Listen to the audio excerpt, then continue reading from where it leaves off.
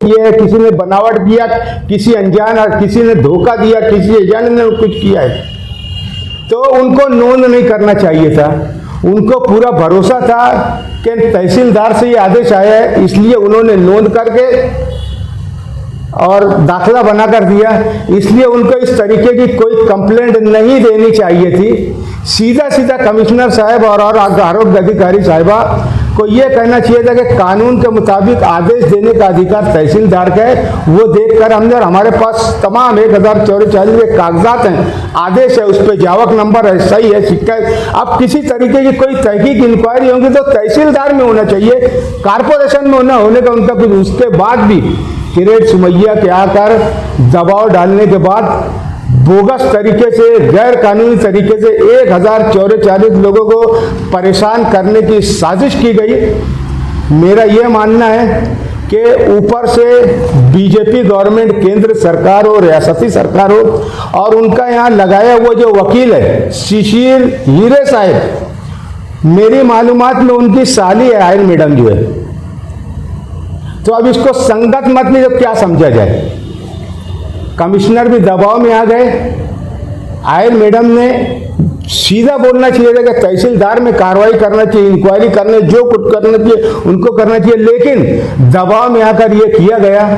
और शहर के एमएलए साहब जहां उनको आवाज उठानी चाहिए वहां नहीं उठाते हुए मिंबर रसूल से, ईदगाह के मैदान से बोलते हैं, गलत सलत बातें करते हैं, आरोपबाजी करते हैं, बहुत अच्छी अच्छी बातें और लफाजी करते हैं, जबकि यही सब बात उनकी जिम्मेदारी है। शहर के लोगों ने उनको अवामी नुमाइंदा बनाकर असेंबली हॉल में भेजा है, असेंबली के नुमाइंदे वहां पर बोलना चाहिए, वहां नहीं बोलते हुए नेशनल मीडिया के सामने धार्मिक जगह पर बोलकर और सामने वालों को उकसाकर मुसीबत और ज्यादा से ज्यादा इस तरीके का काम करते हैं। जहां नुमाइंदगी करना चाहिए वहां उन्होंने किसी किस्म की नुमाइंदगी नहीं की। बहरहाल ये जो कुछ हो रहा है, 1044 लोगों को एकदम नाजायज और गलत हरेसमेंट किया जा रहा है। शेख आसिफ साहब, डिफेंस कमेटी के लोग, मुस्तकीम डिग्निटी साहब, हम सभी लोग मिलकर हर हालत में बड़े से बड़ा वकील लगाना पड़े, कुछ भी करना पड़े, कितना भी खर्च आए,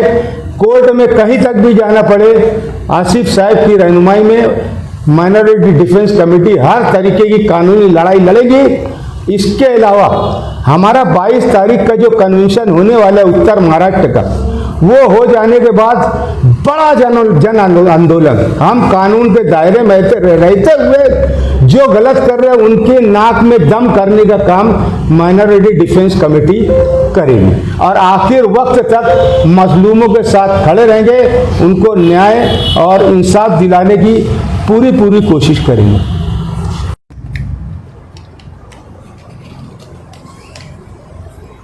2024 का जो पार्लियामेंट चुनाव हुआ उसमें पूरे हिंदुस्तान के सेकुलर लोगों ने ये कोशिश की कि सेकुलर उम्मीदवारों को चुनकर दे। मालेगांव शहर की तमाम सियासी पार्टियों ने बीजेपी के खिलाफ जिस उम्मीदवार को सेकुलर माना उसकी हिमायत जमकर की और शहर ने एक तारीख साज वोटिंग की और उस उम्मीदवार को चुन कर दिया। उस चुनाव के बाद बीजेपी को लगा कि अगर मालेगांव पैटर्न पूरे हिंदुस्तान में चलने लग गया और सेकुलर वोटें यकजा होकर हमारे खिलाफ पड़ने लग जाएंगी तो हमारा बोरिया बिस्तर गोल हो जाएगा। तब से उन लोगों ने अपने कुछ गुर्गों को छोड़ दिया जो मालेगांव को कभी रोहिंग्या और बांग्लादेश के नाम पे, कभी लैंड जिहाद के नाम पे, कभी ओट जिहाद के नाम पे मालेगांव को बदनाम करने की मुसलसल कोशिश कर रहे हैं। उसी सिलसिले में एसआईटी मालेगांव शहर में बनी और मालेगांव बेयार और मददगार अपने आप को महसूस करने लगा। तब मालेगांव शहर के दो फ़ाल लीडरान शेख आसिफ साहब और मुस्तकीम डिग्निटी साहब ने मिलकर शहर को बचाने का बीड़ा उठाया और उन्होंने मालेगांव डिफेंस कमेटी बनाई और पहले दिन से मालेगांव डिफेंस कमेटी इस बारे में मुतहर्रिक है और बकिया तमाम बातें मालेगांव शहर की आवाम के सामने है कि डिफेंस कमेटी किस तरीके से मजलूमीन की और नाइंसाफ़ी के खिलाफ जद्दोजहद कर रही है। गुज़िश्ता दिनों डिफेंस कमेटी के जिम्मेदारान ने कमिश्नर से मिलकर जब ये बात आई कि तहसील डिपार्टमेंट कहता है कि वो ऑर्डर हमने नहीं दिए और कमिश्नर बोलता है कि वो ऑर्डर आए तो हमने जन्म दाखिला दिए, इसके ऊपर डिफेंस कमेटी के जिम्मेदार ने कमिश्नर से मिलकर ये बात कही कि आप किसी के दबाव में ना आते हुए आप कोई ऐसा वैसा काम मत करना जो शहर के हित के खिलाफ हो, शहर के मुफाद के खिलाफ हो। मगर हुआ यही कि मरकज़ में बीजेपी की सरकार, रियासत में बीजेपी की सरकार और किरेट सुमैया के दबाव में मालेगांव शहर में 1044 लोगों को जो जन्म दाखिला दिया, तहसीलदार ने जो ऑर्डर दिया है उसको बोगस करार देके किला पुलिस स्टेशन में FIR दर्ज की गई है। हमारा बोलना ऐसा है कि ये अगर बोगस है तो इसकी फॉरेंसिक जांच करके दूध का दूध पानी के पानी कर लेना चाहिए। इससे पहले जो ऑर्डर तहसीलदार से निकले और जिस ऑर्डर को बोगस माना जा रहा है वो दोनों की जांच करा लीजिए, दस्तखत किसकी है, सिक्का किसका है, वो चीज़ सामने आ जाएगी। लेकिन ये ना करते हुए महाराष्ट्र की बीजेपी सरकार हिंदुस्तान की सबसे बड़ी अक़लियत को सताने और परेशान करने की जो मुसलसल कोशिश कर रही है, ये उसके एक हिस्से के तौर पर हम देख रहे हैं। और इस शहर की शहरी क़यादत मुसलसल खामोश है, मगर डिफेंस कमेटी खामोश नहीं रहेगी। जैसा कि कहा गया, अगर इस पर मुनासिब कार्रवाई नहीं की गई, इसकी फॉरेंसिक जांच करके दूध का दूध पानी का पानी नहीं किया गया और 1044 लोगों को परेशान करने की कोशिश की गई, तो 22 तारीख को डिफेंस कमेटी का एक 5 ज़िले का बड़ा मेड़ावा है, वो हो जाने के बाद हम शहरियान को एतमाद में लेके इस शहर में बड़ा आंदोलन करेंगे, एहतजाज करेंगे। जिस ढंग की ज़रूरत होगी कानून के अंदर रह के हम वो तमाम एहतजाज करेंगे। हमारा फंडामेंटल राइट है, हमारा जमहूरी हक है। अगर हमारे ऊपर जुल्म होता है, हमारे शहर के साथ नाइंसाफ़ी होती है, तो शहर के दोनों MLA की जिम्मेदारी थी कि नाइंसाफ़ी ना होने दे, लेकिन दोनों की खामोशी माइनॉरिटी डिफेंस कमेटी को मजबूर कर रही है को एहतजाज के लिए बड़ा कदम उठाए।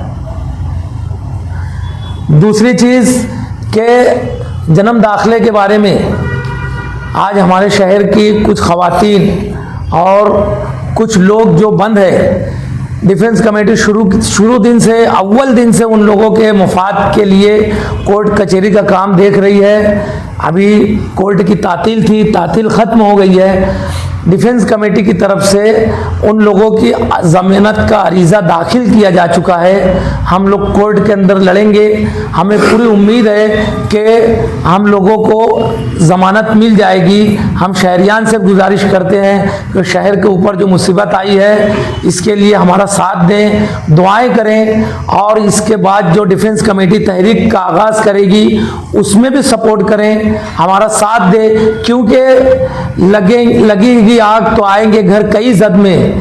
यहाँ पे सिर्फ हमारा मकान थोड़ी है जो इस शेर के मिज़दाक के कल आज अगर हम ज़बरदस्त एहतजाज करके गवर्नमेंट को मजबूर नहीं किए तो खामोश रह गए तो गवर्नमेंट के हौसले या फ़िरका परस्तों के हौसले और बढ़ेंगे। कल मुख्तलिफ चीज़ें और लाएंगे और हमें परेशान करने की कोशिश करेंगे। इसलिए अब हमें बेदार होना है और जमहूरी तर्ज पे हमें खड़े होकर ज़बरदस्त तरीके से एहतजाज करना होगा।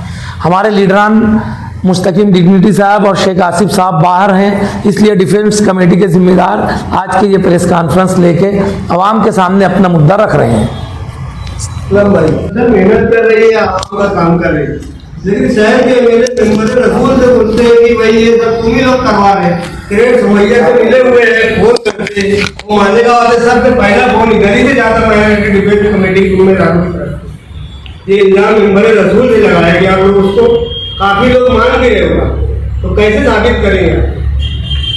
उन्होंने साबित करना नहीं, दरअसल माइनॉरिटी डिफेंस कमेटी का जब वजूद हुआ, जब वजूद में आई तो वहाँ पर एक बात हुई कि वो उसी टाइम हमारे शहर के MLA मुफ्ती इस्माइल साहब ने ये बोला कि ग्रेट सुमैया से कोई नेशनल 5 स्टार होटल में मुलाकात हुई शेख आसिफ साहब की, तो मैंने मेरे लेटर पे मालेगांव के उलमाओं को ये मालूमात दी और उनको ये कहा कि भाई हम हल्फिया बयान देने को तैयार है कि हमसे किसी की मुलाकात नहीं हुई।